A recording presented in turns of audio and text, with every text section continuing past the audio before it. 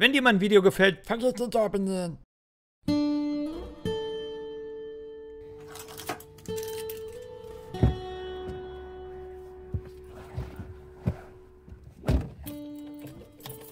Das Ruhrgebiet.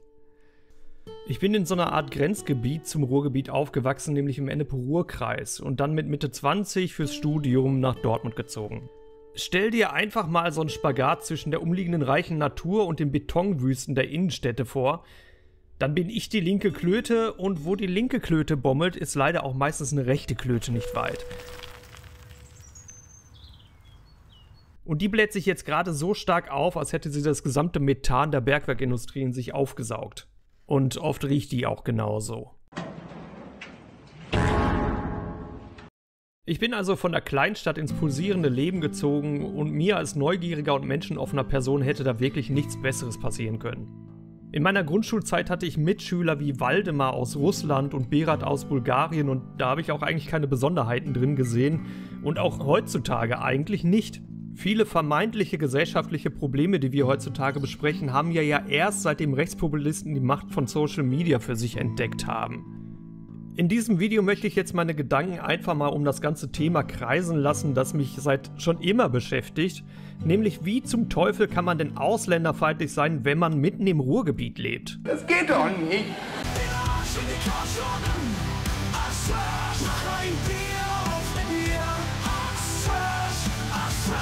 Willkommen! Dabei steht das Ruhrgebiet natürlich nur stellvertretend für andere Regionen, die ähnlich aufgebaut sind, aber das Ruhrgebiet ist nun mal meine Heimat und deswegen kann ich darüber natürlich am besten erzählen. Das interessiert mich nicht. Und beim Wort Heimat sind wir natürlich auch schon beim ersten Stichwort. Wessen Heimat ist das hier eigentlich?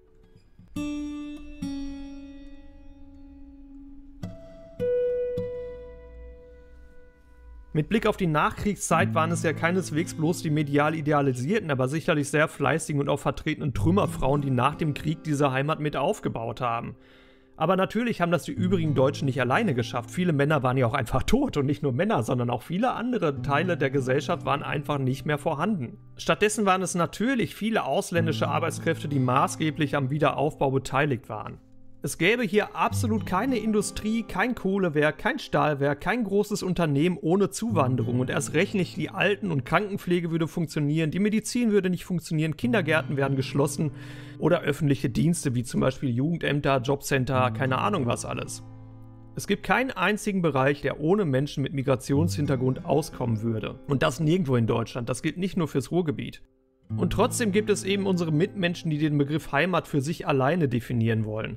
Die schwingen dann so abstruse Reden, haben einseitigen Beef mit Windrädern, das muss man sich mal vorstellen, und benutzen das Wort Patriot dann auch noch völlig aus dem Kontext gerissen. Denn Patriotismus bedeutet ja eben Liebe und Hingabe zu seinem Land und nicht blinden Nationalismus. Viele selbsternannte Patrioten benutzen das Wort und wissen überhaupt gar nicht, was das bedeutet. Das Wort steht sogar im Gegensatz zu dem, was Nationalisten eigentlich sein wollen. Patrioten möchten eine offene und inklusive Gesellschaft. Die lieben nämlich ihr Land im Ist-Zustand und wollen es aus dem Ist-Zustand heraus verbessern. Im Nationalismus dagegen denkt man exklusiv und denkt, mein Land ist anderen überlegen. Im Patriotismus ist man kritikfähig und Patriotismus heißt eben auch, Missstände im eigenen Land zu benennen. Im Nationalismus ist man kritiklos, das eigene Land darf dabei nicht hinterfragt werden. Patriotismus ist demokratiebejahend und Nationalismus ist autoritär und antidemokratisch. Wenn du also die AfD wählst, bist du alles andere als ein Patriot. Der Ist-Zustand unseres Landes ist nämlich eine pluralistische Gesellschaft und wenn du die pluralistische Gesellschaft nicht möchtest, dann bist du ein verdammt schlechter Patriot. Kuckuck. Und dabei ist genau diese Gesellschaftsform die beste, die uns jemals hätte passieren können. Gerade das Ruhrgebiet war schon immer ein Ankunftsort für Menschen aus allen Winkeln der Erde.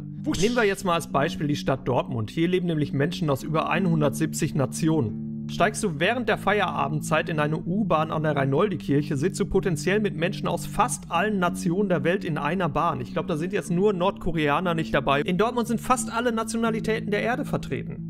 Und jetzt rate doch mal, es gibt dann nicht täglich auf die Fresse, weil sich die Menschen einfach untereinander verstehen und tolerieren und respektieren. Vorbehalte gegenüber allen, die nicht deutsch sind, gehen einfach völlig an der gelebten Realität in Großstädten vorbei. Und ich kann mir Gott weiß nicht vorstellen, dass es auf dem Land da anders aussehen würde.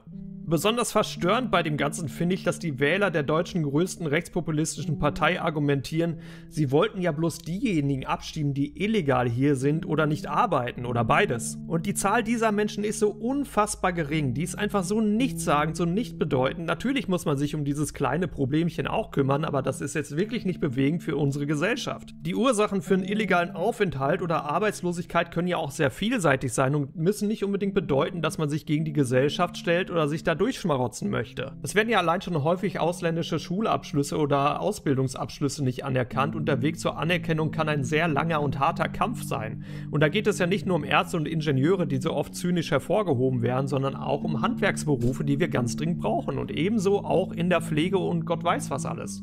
Die Argumentation mit den Illegalen und Arbeitsunwilligen wird ja allein dann schon unglaubwürdig, wenn Bernd Höcke sagt, Deutschland könne auf 20-30% der Bewohner verzichten. Wir werden auch ohne Probleme mit 20-30% weniger Menschen in Deutschland leben können. Wenn man Recht und Gesetz durchsetzt, konsequent durchsetzt, würde das bedeuten, dass wir die Zahl der illegalen Migranten in Deutschland um einige Millionen reduzieren können. Bei sechsstellig, oder sind es dann siebenstellig? 6 Stelle hinter dem ersten Buchstaben. Egal. Und ich kann euch sagen, die sind nicht alle illegal hier und die sind auch nicht alle arbeitslos. Es geht ihm also nicht darum, nur Illegale und Arbeitslose loszuwerden. Er möchte einfach Ausländer an sich loswerden. Entweder packst du jetzt deine Tasche und fährst, oder aber du packst deine Tasche und gehst. Und auch wenn die in der 3., 4. Generation hier leben. Das sind ja dann nicht mal mehr wirklich Ausländer. Das sind ja dann einfach nur Menschen mit Migrationshintergrund irgendwo in der Familiengeschichte. Aber das interessiert den AfD-Wähler natürlich nicht. Alles, was irgendwie nicht deutsch aussieht, gehört hier nach deren Definition nicht hin. Antipatriotisch. Was sagen Sie denn zur aktuellen Flüchtlingspolitik? Sie haben erzählt, raus mit die Viecher! Die sind ja nicht erwünscht. Und wenn du einen polnischen, einen russischen, einen bulgarischen oder auch einen finnischen Nachnamen hast, völlig egal, du zählst mit in diese Menschen mit Migrationshintergrund.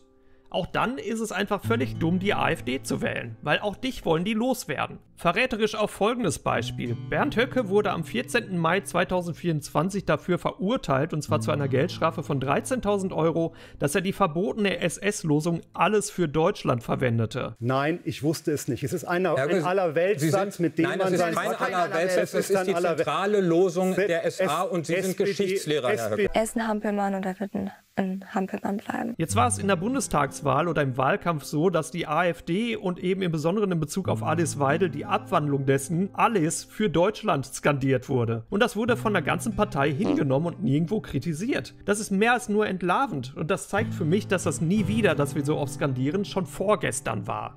Das ist schon keine Angrenzung mehr an Nationalismus. Das ist offene Anbiederung an die NSDAP. Ebenfalls kurz vor der Bundestagswahl habe ich einen Artikel gelesen, in dem ein Kioskbesitzer mit Migrationshintergrund gesagt hat, er wolle die AfD wählen. Und das Argument, das er dafür hat, ist, dass er immer wieder mit Asylbewerbern in einen Topf geworfen wird und das nicht möchte, weil er ja fleißig ist und schon lange hier seinen Kiosk betreibt.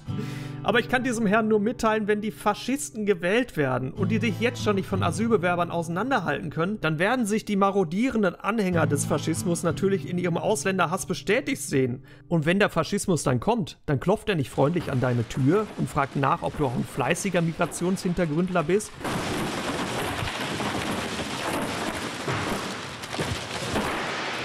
Und wenn der Faschismus kommt, ist es ihm egal, wie hart du arbeitest. Dann bist du keiner von denen, sondern einer von den anderen. Also, um meine Gedanken mal auf den Punkt zu bringen.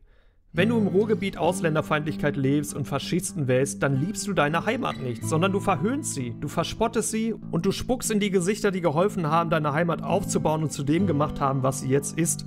Eine Region, die trotz allem einen relativen Wohlstand lebt. Dir geht es hier eigentlich viel zu gut. Ich möchte dabei gar nicht verschweigen, dass es natürlich Bezirke und Regionen gibt, in denen die soziale Struktur außer Kontrolle scheint. Da gibt es zahlreiche Beispiele für in allen Ballungsgebieten in Deutschland, in Europa und sonst wo auf der Welt. Aber auch das ist kein Ausländerproblem, sondern ein Problem dessen, was Zugewanderten bei uns strukturell angeboten wird und welche Möglichkeiten denen hier zur Verfügung gestellt werden.